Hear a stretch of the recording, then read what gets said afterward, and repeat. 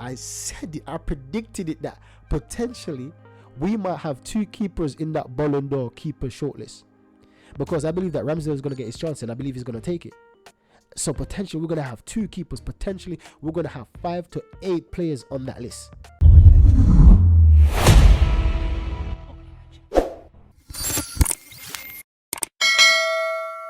So we see the ratings that Zinchenko has the lowest rating for us with a 6.6. David Raya got a 8.3. And Gabriel, I don't understand why he got so much. That's a big rating. That's like the second biggest rating in the match after Martin Odegaard. That's the second biggest rating. So we see that David Raya got a 8.3, Zinchenko got a 6.6, Gabriel Magalhaes a 7, William Saliba 7.2, Benjamin White 7.5, Kai Havertz 7. He had an okay match. It wasn't the best, it wasn't the worst, it was just standard. Kai Havertz, he got a 7. Declan Rice 6.9. I believe that Declan Rice could have got more, but he could have done more also. Martin Odegaard 8.5. Brilliant man of the match performance. Leandro Trossard 8. Gabriel J 6.9. I believe he should have got more. He done well in the match. He got a goal, so I believe that he should have at least got something over 7. And Bukayo Saka 8.1. So these are the 3 top contenders to this evening for the man of the match. 3 of the more goal scorers, Bukayo Saka, Leandro Trossard and Martin Odegaard. Perhaps most people have 3 different man of the match, but for me it's Martin Odegaard, because he could control the match. He dictated everything throughout the whole match.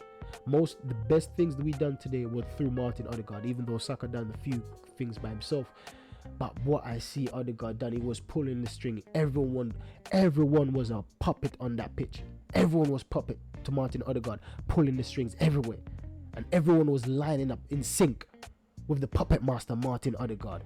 Brilliant display from our number 8. So we see attacking momentum in the first half. But the first 30 minutes, we see that we controlled the match in the first 30 minutes. We had most of the chances, but in the latter part of the half, they've got a lot of attacking momentum. PSV had a lot going down to the half, and then in the beginning of the first half, they had a little attacking momentum. We didn't have much. So it's like we are in the closing off the half, we allow them to attack. We allow them to come on us and just deal with the pressure. In the beginning of the first half, we started off the same way we finished the first. Allow them to attack, allow them to press, allow them to come on us while we dictated the game and defend basically their attacking plays. But going further on to the match, we see we destroy them. From basically halfway through the second half until the end of the game, we destroyed them. Our attacking momentum was so high, consistently high as well. They didn't have a peep in this game, not one. So we're just gonna take a look at Martin Odegaard's stats. We see he had 1 goal. The expected goal was 0.31. The expected assist was 0.16. His touches was 82. That's a lot. We can see why it was dictating the game. He had lots of touches, doing lots of turns, doing lots of dropping the shoulder. Awesome. His passes, he completed 64 out of 70 passes, which is a 91%. Awesome stat. Long ball, he had 6, completed 5. Shots on target, he had 3. Dribbling attempts, he had 3, and had 3 successful. Ground duels, 7. He won 5 of them. One of the time I saw him doing slide tackles. Martin Odegaard doing slide tackles. Man, this was a captain display, and this is what I've been crying for. I've been saying I don't rate this guy as a captain, because when the time is gritty, when the time is rough, I can't see him digging us out from that ditch. But even though we were winning in this match, I can see the graph. I could see the fight. I could see the effort in him. He was willing to die for this team today. And I believe it's because of the Champions League. I believe it's the event, it's the atmosphere, it's the feeling. I listened to a podcast today of Peter Crouch saying that when it's Champions League under the lights, after that match he can't sleep because he has so much adrenaline pumping. He's thinking about what he should have done better, what he done well, and he was so excited that he can't sleep. This is the same thing that's going to happen to Martin Odegaard tonight. He's going to be so gassed. He won't be able to sleep, because this was a brilliant performance from start to finish. He lost possession 8 times, but the way he played, I didn't even realize he lost possession even once. That's how good he was. This was the average possession. in the first half. So in the first half, we see that once again, William Saliba sitting deep, Declan Rice just advanced in the center. At number 41, we see Ben White, number 4. And previous matches, we see Ben White above the halfway line. But this match, we see a slightly tweaking formation with Arteta. As what he said, sometimes he played 42 to 36 formation in one match. So we see a slightly change in the formation where Ben White is behind the halfway line. And so is Zinchenko. And so is Declan Rice. This was the average possession. Even when we were attacking, most of the time they were behind the line because it's just average possession for the entire first half. So we see Gabriel Magalhaes is right beside Zinchenko. Zinchenko is normally above the halfway line as well. If we check the last video I made, we can see the average position of Zinchenko and Ben White, they were above the halfway line. This match, they were behind it because they had 5 in attacking. The team had 5 in attacking. Gabriel Jail spearheaded the attack. We had Bukayo Saka. We had Trossard, and Trossard was playing close behind, beside Kai Havertz, and Martin Odegaard was in the centre. So once again, in previous average position, we see Martin Odegaard is close. The same way we see number 19 and number 29, which is Trossard and Kai Havertz, are close together. That's how normally Odegaard and Saka is close. But this match, Odegaard play attacking, the center of attacking. We can see him basically right on that arrow in the center of the pitch. That's where he played, and that's why he dictated the game so much, because he was able to go left and right. But when he plays with Saka, he's always on that right hand side. He's not as effective when he's just on one position. He does drift across sometimes to the left, but because he's playing with Saka so much on that right, whenever he's close to Saka, he's normally on that side and he's less effective in the match. But in this match, he was so effective because he was bang on the middle, and because he was in the middle. And this is a very, very, very astute positioning from our manager. Reason being, hear me out, because this is facts right now. Hear me out. We see that they failed to double up on Saka, and by failing to double up on Saka, you're basically asking for trouble. This is why Saka was running riot, and everyone. Saka made everyone looks like they're not even trying, and this is what I'm saying. People now have to start saying that Saka is world class. Everyone been saying that we need to see him in the Champions League. Look, for the first match of the Champions League, he's got an over 8 rating. Scoring his first goal in the Champions League, his first match, scoring his first goal. And what a brilliant goal it was. We have to start giving this guy his flowers. We have to start in a few videos ago, I made a comparison between Messi, Ronaldo, and Saka, and we see that Saka's stats is similar to Messi. The only difference between Messi, Ronaldo, and Saka at their age, which is 22, is that they had a few Champions League goals. I believe Messi had about 12 to 15, Ronaldo had about 11. Saka didn't have any because Saka wasn't in the Champions League. Now we see Saka in the Champions League scoring his first goal in his first match. So on that trajectory, Saka could outscore them in his first season while he's 21. In the Champions League, because I believe that there's a hat-trick or two in him this season. I believe in the Champions League, because teams are going to keep backing off, because I don't think they understand the quality of this player like teams in the Premier League. Teams in the Premier League don't underestimate Saka. They know his quality. They know him day in, day out. They've been assessing Saka. They've been scouting Saka day in, day out. But in the Champions League, I think that they're so, I wouldn't say naive, but other teams are so confident in the way they play that they won't change their gameplay for Saka. But we see that with Messi, everyone will change their gameplay for Messi because that's how highly they rate him. And trust me, by the end of this season, by the end of this Champions League campaign, they're going to start treating Saka in the Champions League just like how they treat him in the Prem, which is a world-class player. They already respect him that much in the Premier League to be doubling, tripling, or quadrupling up on Saka. It's the same thing going to be in the Champions League. So this is the first match. I guarantee you in the other matches, they're going to start applying more pressure on him. Perhaps it won't be a doubling up, but it will be a half. Like a player will come and go to help out the left back. So, brilliant. This is how I see. Saka wasn't being controlled. Saka wasn't being doubling up on. So this is why Martin Odegaard didn't need to go and help him. When we play in the Premier League, when we check the average position for most of the match in the Premier League, we'll always see Odegaard on the right-hand side with him. We'll always see Ben White above the halfway line. But this match, we didn't see Ben White above the halfway line. We didn't see Odegaard on the right with Saka. Saka was basically there. We see a clear triangle.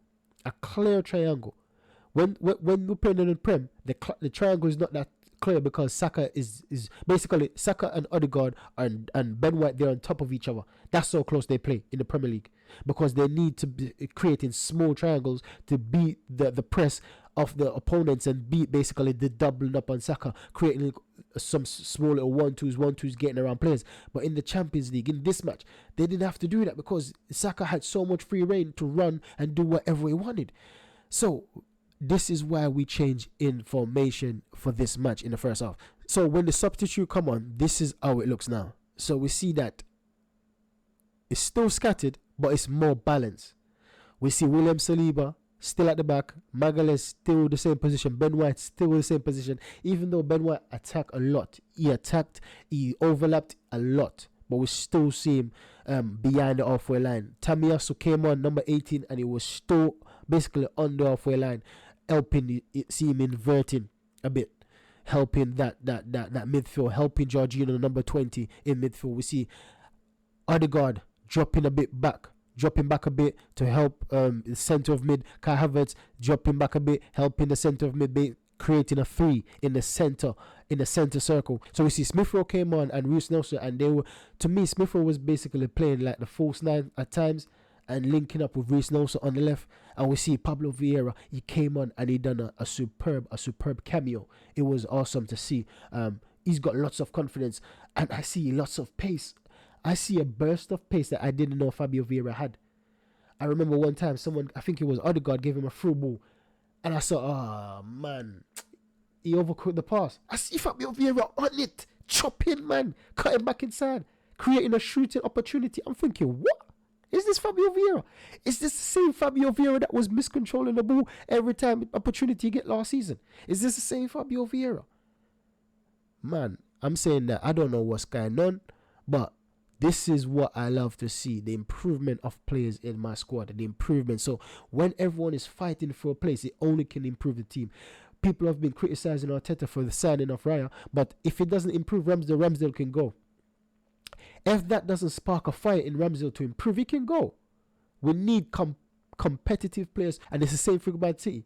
Man City is the same thing, whereas if they don't perform, they're going to be replaced. They have so much player in rotation. They might not have a deep squad, but the cover they have is so is such of a high quality that if they swap one player for the next, it's not really noticeable, because there's such everyone in the squad are at a certain level, or at a certain ability. So this is what we love to see. This for great teams, for teams that's looking to challenge on all fronts. This is what we need to have in our team. So these were the team stats that we had: 18 shots to their 12.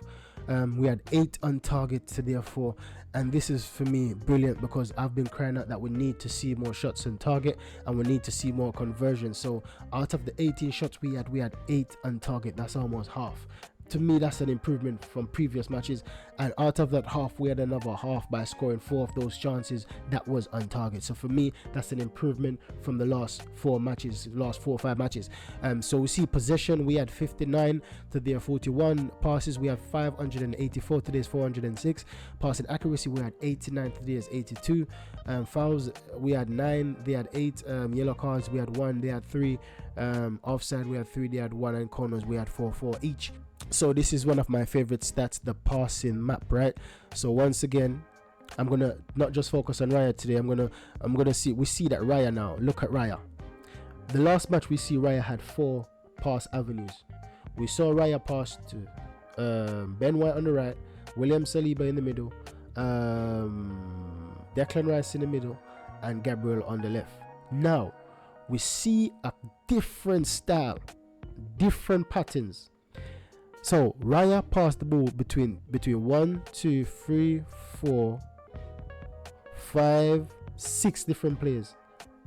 Previous match he had only 4 players he passed to, based off the passing map.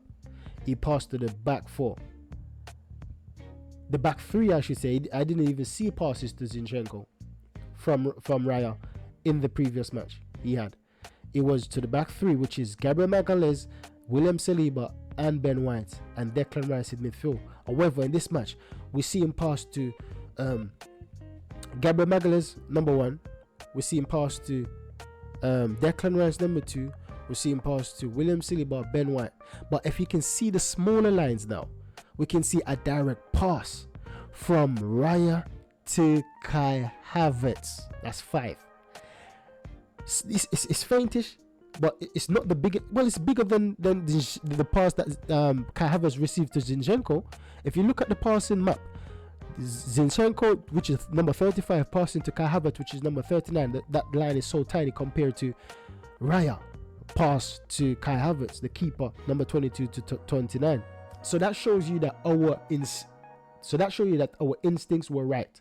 We got Raya. One of the main reasons is what he done. If you watch my first videos, my first 2 videos, when I talk about the difference in keepers, when I talk about how good Raya was for Brentford, how he pinged the ball to Ivan Toney, and we see we're getting linked with Ivan Toney, that could be another link up. That could be a potential link up in January or in the summer going forward. Where if we got Ivan Toney, they know each other play. Anyways, let's get back to most of us said that, listen, we identified, we understood, we assessed how David Raya play and the potential benefit why Mikel Arteta got Kai Havertz. And we see in this match, it was proven. David Raya went to Kai Havertz multiple times. Long ball. And we see that even the first pass we see David Raya made, it was to Kai Havertz. And we see him, it was unlucky that he didn't get the elevation he wanted, or the height of jump he wanted to header it back to Gabriel J. But the intention was there. So we see that Raya is getting more comfortable. He's not even playing in this box. Most of the time I see him playing outside of his box, receiving the ball outside of his box, passing off outside of his box. So he's getting more and more comfortable, more and more confident. So boy, I'm sorry for Ramsdale.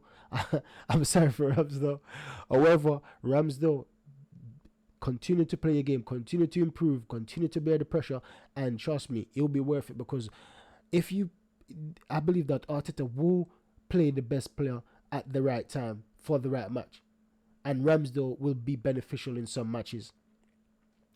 So so we see Raya goes to number 6, he went to number 41, he went to number 2, he went to number 4, and he went to number 29. However, if you can see clearly, if you can zoom in, you can see there's a passing lane that bypasses Declan Rice and goes to number 8, which is Martin Odegaard. So that's a triangle right there. We can see there's triangles on every place, in every area on the pitch, between almost every player. That's basically there's someone's not blocking them, and we see that even though Declan Rice is partially blocking him, we can see that David Raya went a few times to Martin Odegaard. We can see the passing. The evidence is there. The evidence is right before our eyes. David Raya went directly to Odegaard. He went directly to Kai Havertz on a few occasions. So I love this stat. I love this map because it shows us exactly what we want to see. Look, no, it says that Raya went to Odegaard 6 times, right? Raya went to Rice 10 times. Raya went to Kai Havertz 5 times. He went to Gabriel. He went to Magalhaes 7 times. So he went to Odegaard 6 times. To me, and he went to Havertz 5 times. That's brilliant. That is brilliant. So we see that Raya is growing in confidence, and we love to see it because he's giving the team a new dimension. He's having opponents guessing, second guessing, triple guessing, third guessing, fourth guessing, fifth guessing what we're going to do in every phase. In the defensive build-up phase, in the final third phase, even in throw-ins. We have these teams second, even in corners. Everyone's starting to realize that we started to take a lot of short corners now. That's even leaving doubts in their mind. Or are they going to go short right now? Because we see for the last few matches, they've scored goals from the corners, not directly from a corner, but the build-up play came from a corner. So we having teams second guess now. When they start marking the spaces or marking individual players that's going for the short ball, I know that's when we're going to start whipping some in, and that's when we're going to start getting success in the box, entering in some goals. So I love to see different formation. I love to see different style of play. I love to see different strategies. I love to see different style of play, different system. I love to see Mikel Arteta at work in his element. Brilliant. So let's take a look at David Raya's stats. David Raya had 4 saves. His goal prevention was 0.63. His high claims was 5. That's awesome. I told you about this guy's high claim. He's not the tallest in the world. He hasn't got the longest arms like Petr. However, he's got some high claims. He can jump high. He's like Jordan, right? Or Jordan, or keeper. I'm gonna have to give him that's gonna be his nickname. Raya Jordan, man. Raya J has 5 eye claims. That shows you that he loves to jump for the ball. He doesn't wait for the ball to come. He meets it. And that's awesome to see. He saves the save inside the box. He had 2 touches. He had 58. For a keeper having 58 touches, Martin Odegaard had 82 touches. David Raya had 58. And it's not that fact that we were playing defensive. You can see we were attacking a lot. But that shows that our keeper is so comfortable on the ball. He's always asking for the ball. He had 40 passes and he had 33 success rate, which is at 83%. Long balls now. That's what I wanted to focus on. Long balls. He done 17 long balls. 12 being successful. So to have 5 misplaced passes, long ball, 5 misplaced. For me, that's a brilliant return. 17 and having 12 being successful. If that was Ramsdale, probably he would have 2 successful. Man, I'm not criticizing Ramsdale. This is not the video for Ramsdale, right? This is just a praise video for David Raya. Sorry, Ramsdale. This is a praise video for David Raya. 17 long balls and 12 successful. That's a brilliant stat. So this is what I've been saying, that Man City has Ederson, Liverpool have Alisson. Arsenal, we have David Raya. We have David Raya, right? And we can see his stats is 8.3. That shows that everyone noticed. It wasn't just me. That shows that everyone noticed that he got a higher rating than Saka, and Saka scored. He got a higher rating than Trossard. He had a higher rating than Saka, than Trossard, and then Gabriel J, and they scored. So that shows you that this guy, the only person that had a higher rating than him is Martin Odegaard. So this shows you that his qualities are coming out. And I'm saying that I'm telling you, next season Ballon d'Or, I've said it. If you watch my Ballon d'Or video with Saka and Martin Odegaard, and even Ramsdale, I said it, I predicted it, that potentially we might have 2 keepers in that Ballon d'Or keeper shortlist. Because I believe that Ramsdale is going to get his chance, and I believe he's going to take it. So potentially we're going to have 2 keepers. Potentially we're going to have 5 to 8 players on that list. Just like City had this season. I believe City had 7 players. And some of the players that left City, like Gundogan, I believe, was on it. Some of the players that left City was on it as well. So if they stayed at City, City would even had more. So that's how I see us being in the position that City was last season. At the end of this season, that's how I see us. So is it too far-fetched to say that we might win it? Calm down. This is the first match. Let's take it one game at a time. So make sure you smash the like button. Make sure you subscribe if you're not already subscribed. Help me on my way to 100 subs. Right? Catch you in the next video, guys.